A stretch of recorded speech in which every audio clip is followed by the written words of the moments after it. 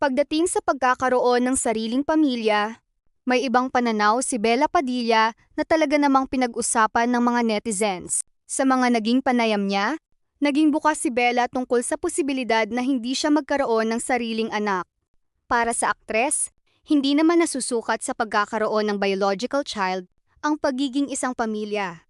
Matagal na rin niyang nabanggit na kung sakaling hindi siya magkaroon ng anak sa natural na paraan, okay lang sa kanya at bukas siya sa iba pang posibilidad. Isa na rito ang adoption kung sakaling dumating ang tamang pagkakataon.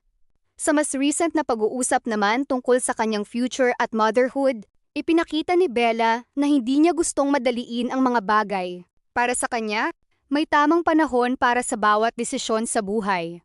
Sa huli, ang mahalaga para kay Bella ay magkaroon ng pamilyang puno ng pagmamahal, pag-aaruga at respeto, kahit ano pa man ang maging paraan para mabuo ito.